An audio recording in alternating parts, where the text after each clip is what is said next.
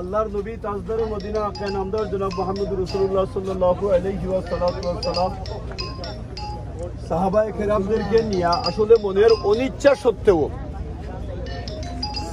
কিছু কিছু যুবক সাহাবায়ে কেরাম ছিলেন যিনারা বললেন যে যিনাদের মনের আশা ছিল যে আমরা এখানে যুদ্ধ করি।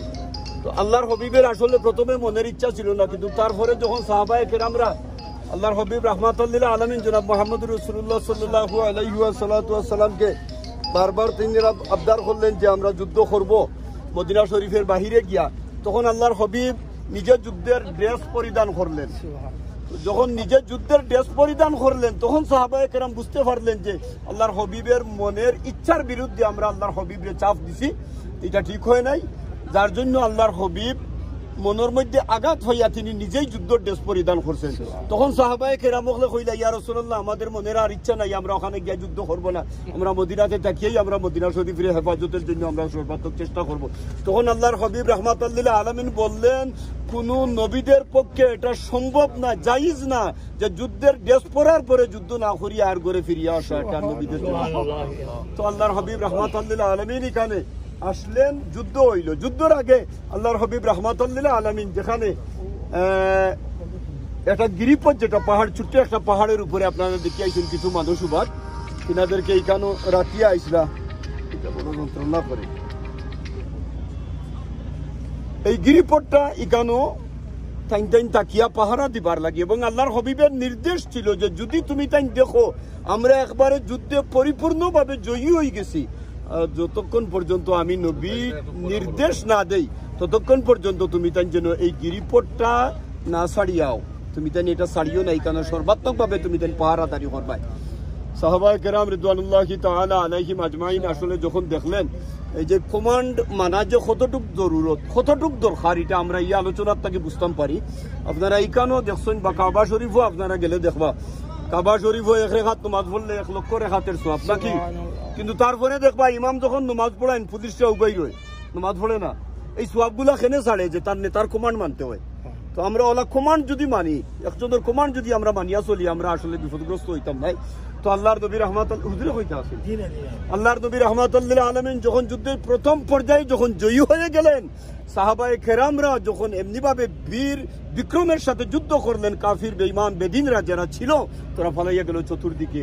আল্লাহর হাবিব রাহমাতুল লিল আলামিন সাহাবায়ে কেরামদেরকে নিয়ে যুদ্ধের গনিমতের মাল সাহাবায়ে কেরাম হলে যখন ফাওয়া আরম্ভ করলা, খুব তুলা আরম্ভ করলা, তখন জিরা ছিলা ইকানো আল্লাহর হাবিবর নির্দেশে যারা রে খোয়া হয়েছিল যে তুমি তাই নিকানো তা খোয়া আমার নির্দেশ না পাইয়া তুমি তাই নেইবে না, তাই মনে করলাতে যুদ্ধ তো শেষও হয়ে গেছে আসলে, আর গনিমতের মাল যখন প্রত্যেকে খুঁটাই তুলিয়া নিরা তখন আমরাও যাই, তাই তখন এই গিরিপথটা ছাড়িয়া তাই এই গনিমত তোলার কাজে লিপ্ত হয়ে গেলা। আর সেই সুযোগে আল্লাহর নবী রাহমাতুল লিল আলামিন জনাব মুহাম্মদ রাসূলুল্লাহ সাল্লাল্লাহু আলাইহি ওয়াসাল্লামের উপর অতর্কিতভাবে হামলা চতুর্দিক থেকে। তারা যখন দেখলা যে এই দিক দিয়ে আসার একটা সুযোগ আছে, তারা আরবার ঘুরিয়া এখান থেকে সেই ইয়ের নেতৃত্ব দিছিল হযরতে খালিদ বিন ওয়ালিদ। আলহামদুলিল্লাহ, হযরত খালিদ বিন ওয়ালিদ সেই যুদ্ধের তাদের পক্ষে নেতৃত্ব দিয়া তিনি ডাক দিয়া সবাইরে আরবার একত্রিত করিয়া কইলা যে আসো আমরা গিরিপথটা খালি আছে, আমরা সুযোগ পাই এখন তাদের উপর অতর্কিত হামলা করি।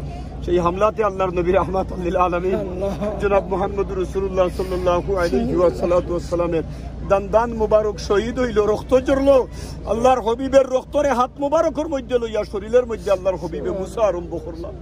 জিবরিল আমিন আলাইহিস সালাতু ওয়াস সালাম ডাক দিয়া কই, ইয়া রাসূলুল্লাহ, এই রক্ত তো শরীরে মুছলে আর যাবে না শরীরের ভিতরে, তো আপনি কেন এই রক্তগুলা জমিনের আপনার শরীরের মধ্যে আপনি কেন লাগান, এটা তো শরীরের ভিতরে আর প্রবেশ করবে না।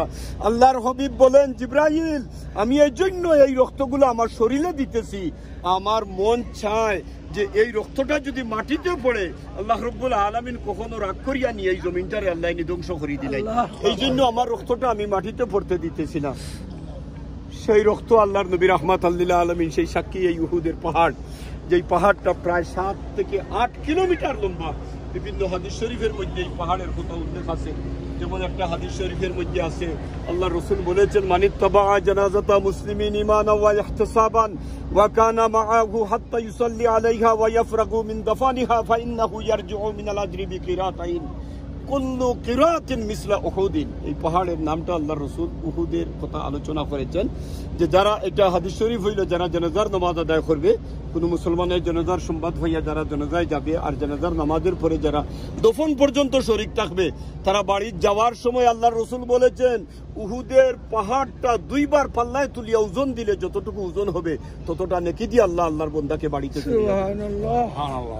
এই উহুদের পাহাড়ের মোলানুমান সব আছে এখানে। জি, তো আমরা এখানে হাজির হইছি, আলহামদুলিল্লাহ আমাদের হাজিরি। আর সাহাবায়ে কেরামের চলাফেরা, এই পদচরণ তো এখানেই হইছে। এই যে মাজারটা, এই যে মাজার এখানে দেখতেছেন আপনারা, এক বাউন্ডারির ভিতরে 2টা মাজার, নাকি এক বাউন্ডারির ভিতরে 2টা মাজার। এখানে হচ্ছে হযরতে সাইয়্যিদুল শুহাদা হযরতে আমির হামজা রাদিয়াল্লাহু তাআলা আনহু এবং তিনার বাইকনা হযরতে আব্দুল্লাহ ইবনে জাহাশ রাদিয়াল্লাহু তাআলা আনহু চিরনিদ্রায় তিনারা সহ 70 জন সাহাবায়ে কেরাম যিনারা বুকের তাজা রক্ত ঢালিয়া এই জমিনে চিরনিদ্রায় শায়িত অবস্থায় আছেন, আমরা তিনাদের কাছে ইয়া হাজির হইছি।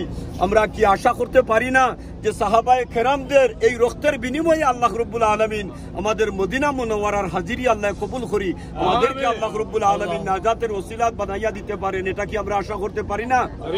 অবশ্যই আল্লাহ রাব্বুল আলামিন যেন আমাদেরকে মাফ করে দেন এবং মদিনা শরীফের আজকের এই সফর যেন আল্লাহ কবুল করেন। প্রত্যেকে একবার বলুন আমিন। আমি অনুরোধ করবো, এখানে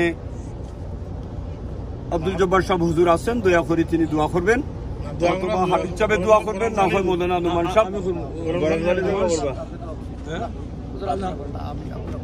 আমরা জিয়ারত করিলে এখন নাই নি, আমরা কোন কোন সূরা বড় হইতো হইয়া দিল, সূরা ইখলাস 3বার বড়, সূরা ফাতিহা 1বার বড়, দুরূদ শরীফ 1বার বড়।